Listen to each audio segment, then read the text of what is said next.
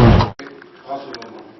Parce que c'est dans ce contexte-là que nous, en tant que MCP, nous n'avons pas voulu être partisans, mais voir au-delà de tous les partis, parce que nous nous rendions compte que les partis politiques ne se comportaient pas en conséquence par rapport aux réalités de l'interférence étrangère. Ils restaient cantonnés dans leur démarche politique, alors que cette démarche pour la communauté internationale a mené à être, n'est-ce pas, manipulée par leurs intérêts. Alors je disais que dans les années, je contrôle un peu le temps ici, j'avais commencé à quelle heure?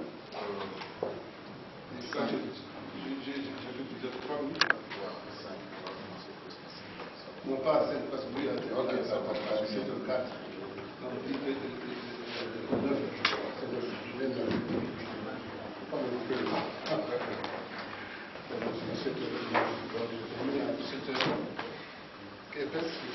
c'est 15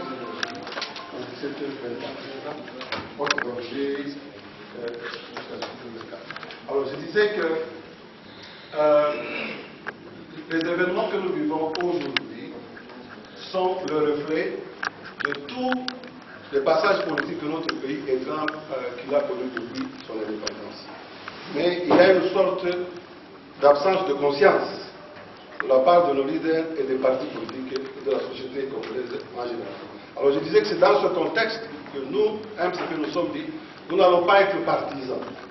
Parce que nous constatons qu'être partisans, ça ne va pas aider les Congolais à changer leur façon de réfléchir, à changer leur façon de se projeter politiquement, parce qu'ils restent à la merci de la manipulation de la communauté internationale. Chose qui est prouvée depuis l'indépendance. On a manipulé toute l'élite congolaise, alors que le Lumumba était voté. Il y a des gens qui étaient, n'est-ce pas, cooptés par la communauté internationale, dont on peut citer les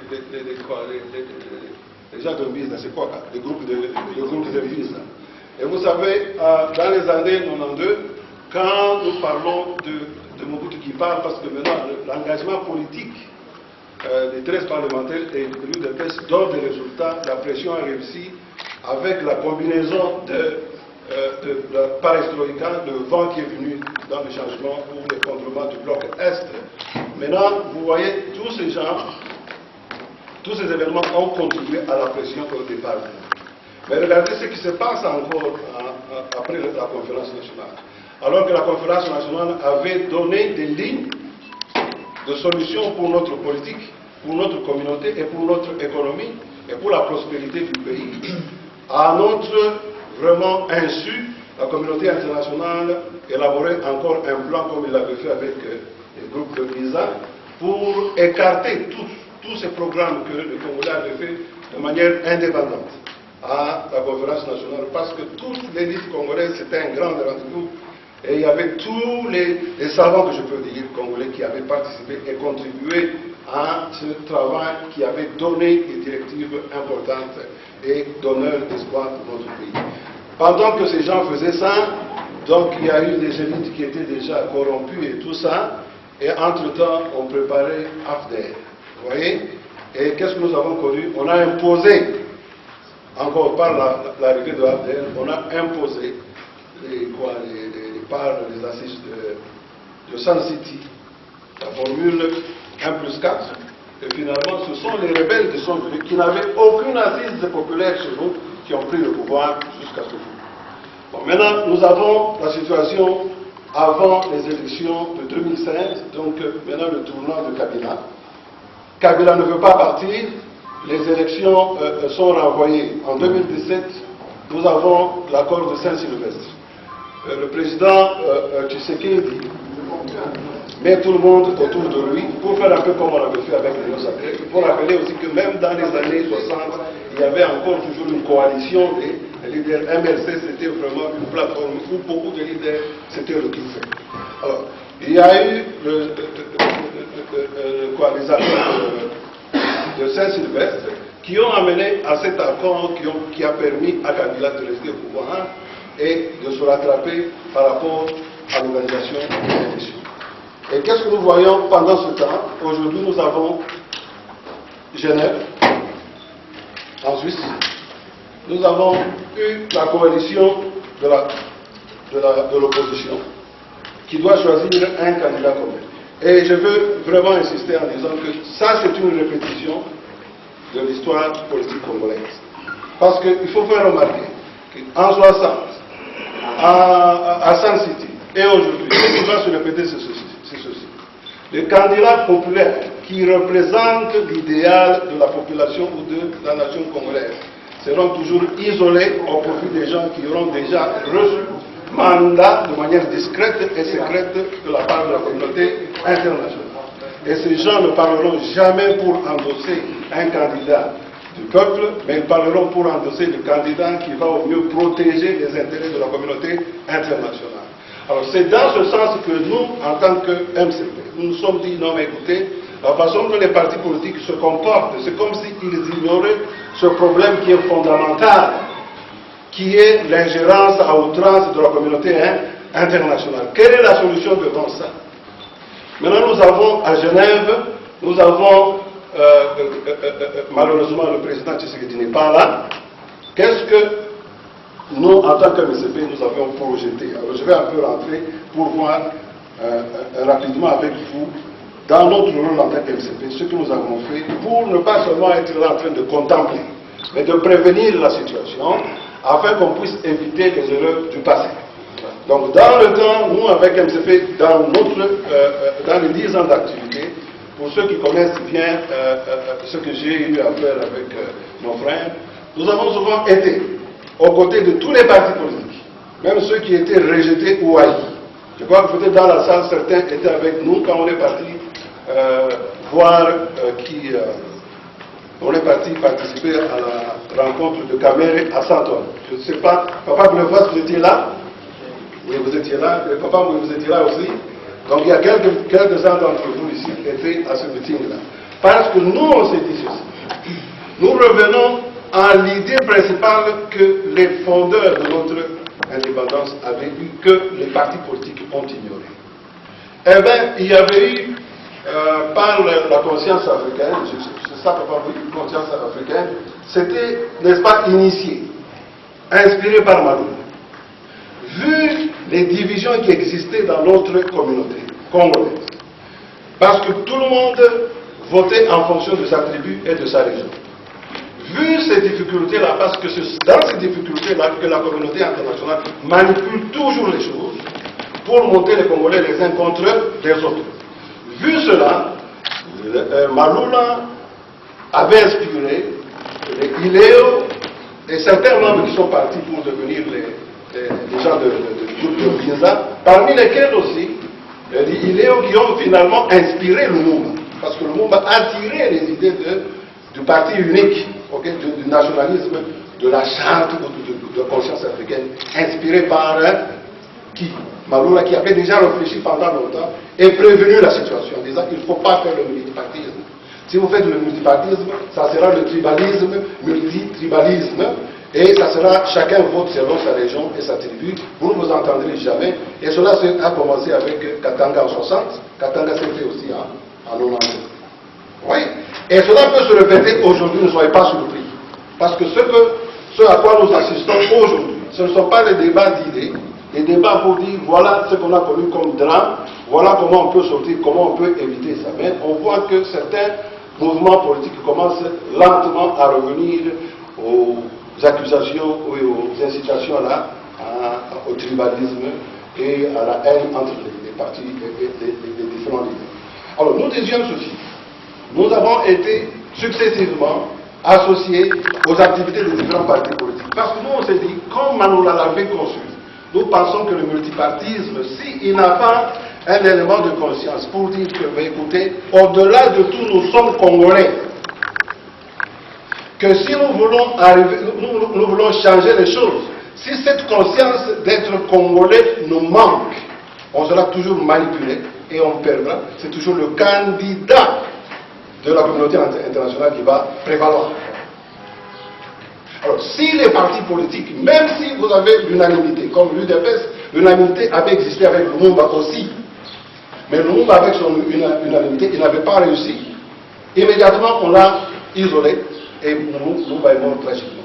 Heureusement que le papa Tshisekedi n'a pas subi le conséquences comme le mouvement. Mais vous pouvez voir aussi qu'on l'a isolé, écarté, empêché d'exercer le pouvoir parce qu'il représentait le pouvoir de la majorité que la communauté internationale ne veut pas accepter d'être, n'est-ce pas, de diriger le pays.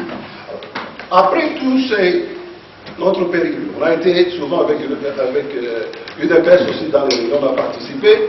On a été dernièrement aussi avec MLC quand El Bazaïba était venu une fois encore ici. Nous avons été avec MLC.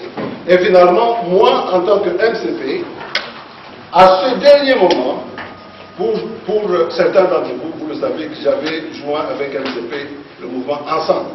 Et c'était en fait pour créer pour briser cette division entre les Congolais et voir au-delà de tout l'intérêt national, sans la division.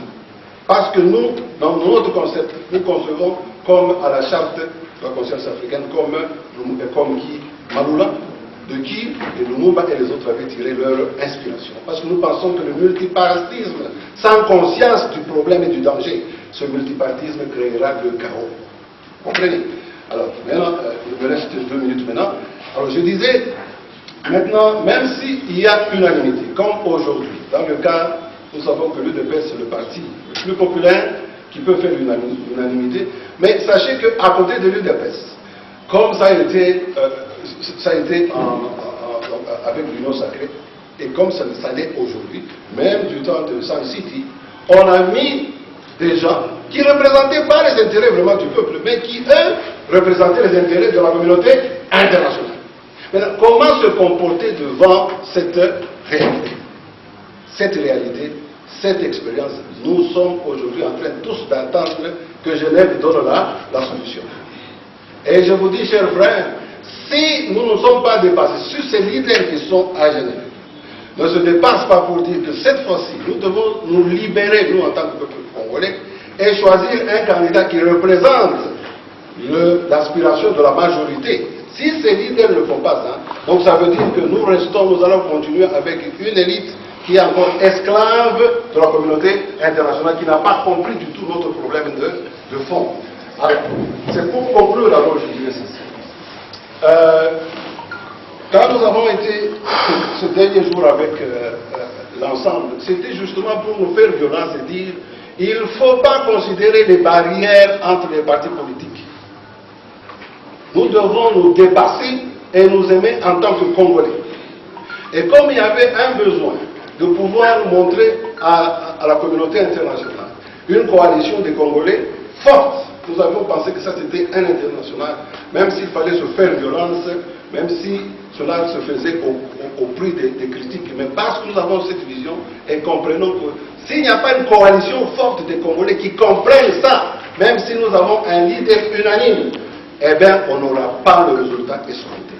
Alors c'est comme ça que nous avons fait violence pour joindre l'ensemble et faire des actions que nous avons pensé qui pouvaient être dans notre bénéfice aux yeux de la communauté internationale. Alors ces actions, c'était une manifestation d'autorisation jusque chez le président Ramaphosa. Aujourd'hui, pour conclure, je dirais, nous sommes vraiment à un moment capital, à un tournant capital.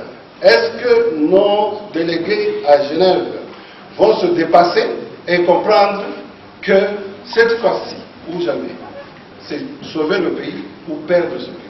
Parce que s'ils répètent les erreurs comme à temps du temps de l'Union sacrée, s'ils répètent les erreurs comme du temps de Sun City, où on avait isolé le candidat du peuple, maintenant ce sont les gens qui sont venus parachuter comme ça, qui ont pris le pouvoir. S'ils répètent la même chose, eh bien, nous ne sortirons pas de notre problème. Je vous remercie. Merci beaucoup.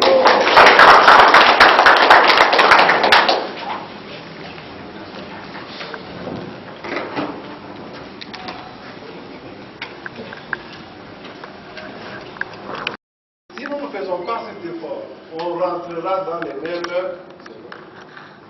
Ça, c'est un aspect. Mais il y a... C'est... Champion Toto. Ce que Toto aussi dit est correct. C'est-à-dire que nous devons aussi avoir notre part de responsabilité, nous interpeller en tant que Congolais, qu'est-ce que nous avons manqué de faire, qu'est-ce que nous devrions faire. Parce que, vous savez, aujourd'hui, on est à Genève. La question qu'on peut se poser aujourd'hui, s'il n'y a pas